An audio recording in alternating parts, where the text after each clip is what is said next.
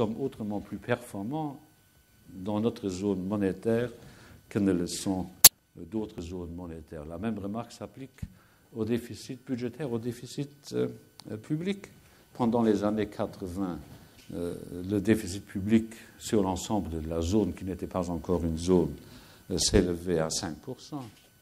On nous dit aujourd'hui que nos déficits sont trop élevés, et ils le sont, mais il faut savoir qu'avant la crise, en 2007, le moyen de déficit sur l'ensemble de la zone euro était de 0,7%.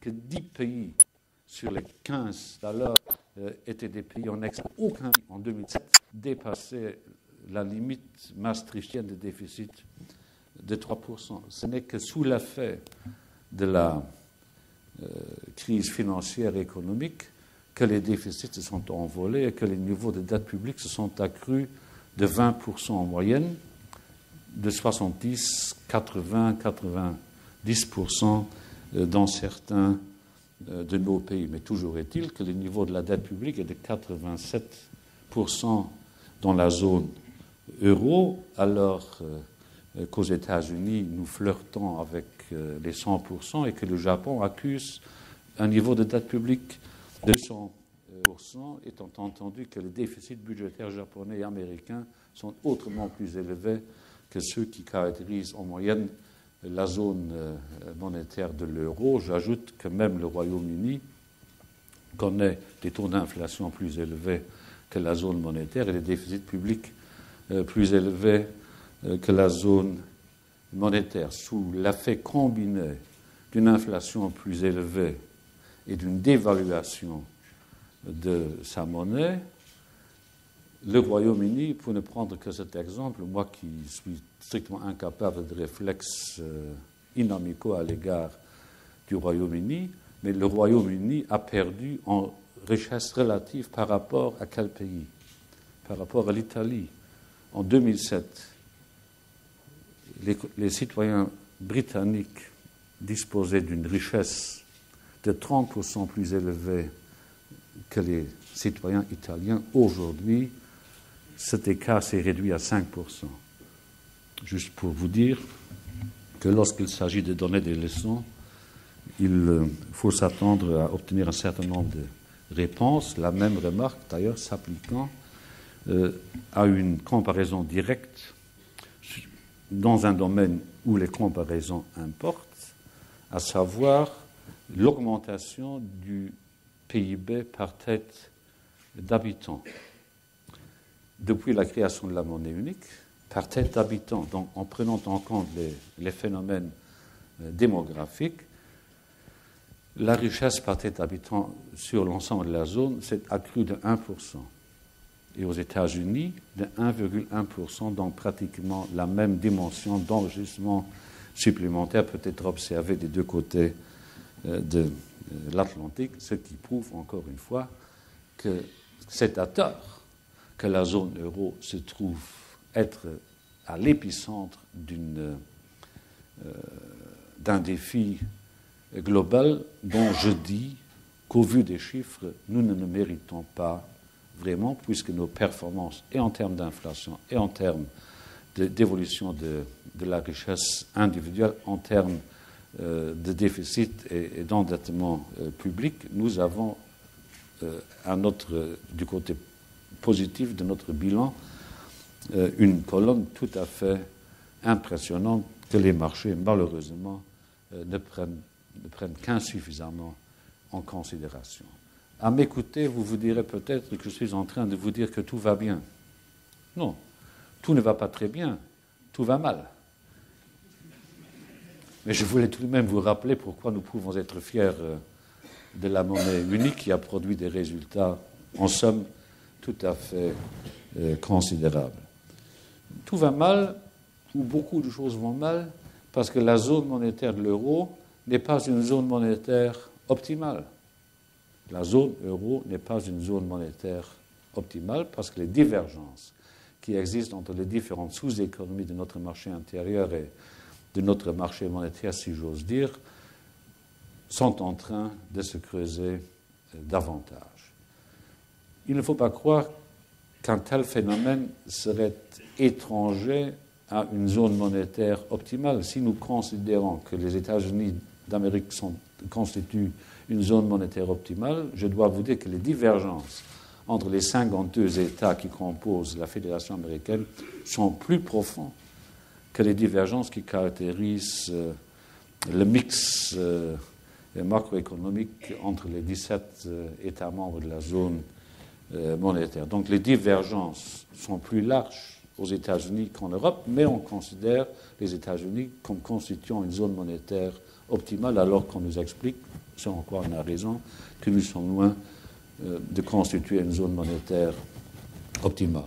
Pourquoi est-ce que, à part les divergences que nous observons, pourquoi est-ce que la zone euro peine à trouver grâce aux yeux de ceux qui la jugent, et indépendamment du fait que la dette publique ne fut pas contrôlée pendant de longues années et pendant, dans certains cas, quelques décennies d'affaissement de toute ambition politique dirigée vers l'avenir, le fait que nous sommes pénalisés, sanctionnés par les marchés financiers tient d'abord à la propre incapacité des marchés financiers de regarder la réalité de près.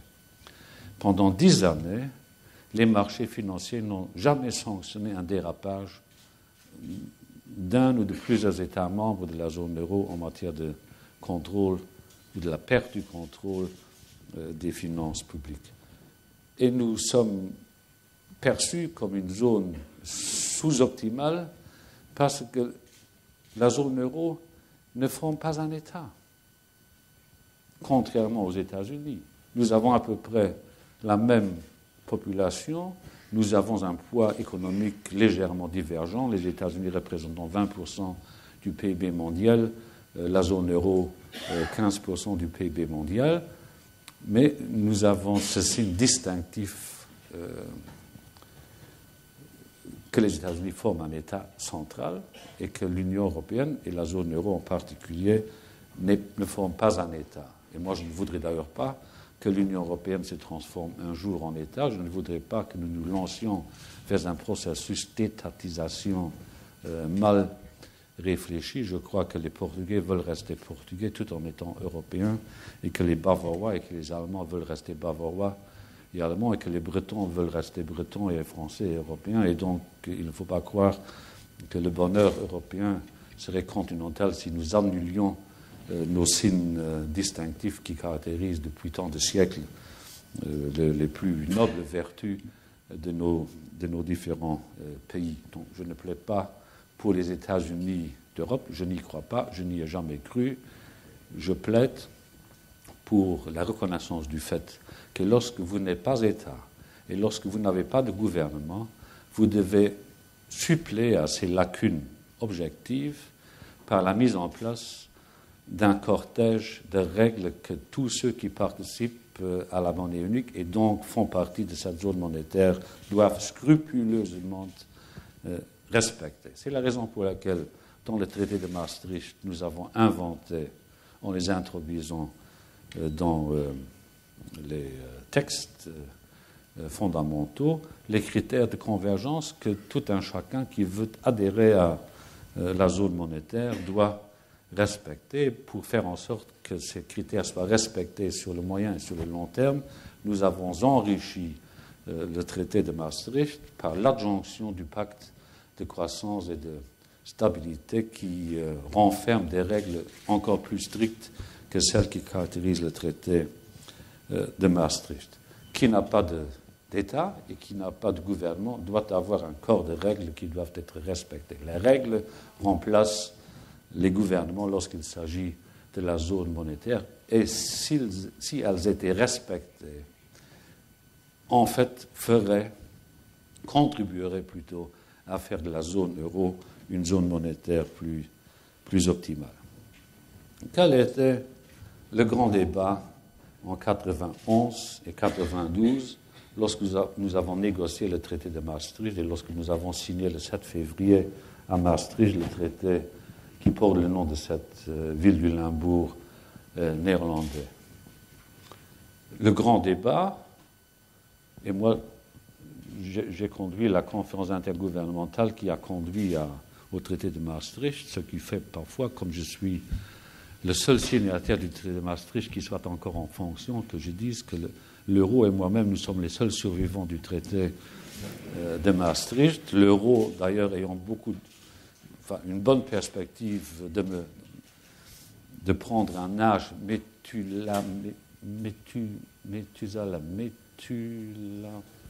un plus grand âge que moi. Le grand débat à l'époque était, nous voulons avoir une banque centrale indépendante. Les Allemands n'auraient jamais été d'accord, à raison, je trouve, avec la création d'une monnaie unique et l'abandon du Deutsche Mark, qui ne fut pas abandonné parce qu'il fallait, au moment de la réunification allemande, donner un gage à la France. C'est une des plus grandes légendes de l'histoire récente de l'Europe. Nous avons commencé à discuter de la monnaie unique pendant les années 70. C'était mon prédécesseur Pierre Werner qui a fomenté le premier plan sur l'union monétaire. Le groupe de l'or s'est réuni en 1988, avant la réunification allemande, avant la chute du mur, parce qu'en septembre 1988, personne ne pouvait s'imaginer que 13 mois plus tard, le mur de Berlin n'existait plus. Donc on a commencé cette marche vers l'union monétaire bien avant les nécessités qu'entraînait ou que pouvait entraîner la réunification allemande. Mais le grand débat était, mettons en place une banque centrale forte, indépendante, centralisée,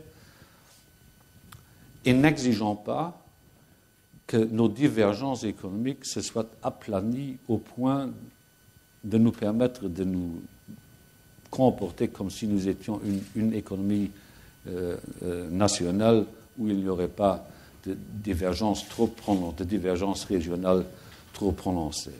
Il y avait ce que les Allemands appelèrent à l'époque la Gründungstheorie, la théorie du couronnement, qui voulait que d'abord harmonisation économique et intégration politique poussée, union politique, et puis en troisième phase, l'union monétaire seulement. Nous avons fait le choix à l'époque de commencer par l'union monétaire, parce que nous estimions, c'était probablement un peu naïf, que le reste suivrait, que l'intégration politique trouverait de nouvelles inspirations, une nouvelle source d'alimentation. Cela ne s'est pas fait en dépit des traités qui ont suivi le traité de Maastricht. L'union politique reste, je ne dirais pas embryonnaire, mais tout de même loin des ambitions qu'elle pourrait avoir. Et comme nous n'avions pas préalablement harmonisé nos systèmes économiques, nous avions pensé que face à la banque centrale forte et indépendante, nous devrions muscler le bras économique de l'union monétaire. L'UEM, ça veut dire Union économique et monétaire. Nous parlons toujours de l'union monétaire, mais il y a un E dans la désignation de l'objet social de cette entreprise. Et nous nous étions dit, voilà, il faudra coordonner les politiques économiques dont nous disions dans le traité qu'elles restent de compétences nationales. Les politiques économiques restent nationales, la politique monétaire devient européenne et nous devons coordonner entre nous nos démarches en matière de politique économique, ce qui entraîne évidemment une certaine coordination en matière de politique sociale, ce qui évidemment ne s'est pas fait jusqu'à ce jour. L'Allemagne était très réticente à l'harmonisation des politiques économiques. Je dis harmonisation, je pourrais dire coordination ou rapprochement des politiques économiques, parce qu'elle ne voulait pas être entraînée dans toutes sortes de glissements, de dérapages qu'elle croyait avoir pu observer et en France et dans un certain nombre de pays du Sud. Moi, je suis vraiment impressionné par deux choses.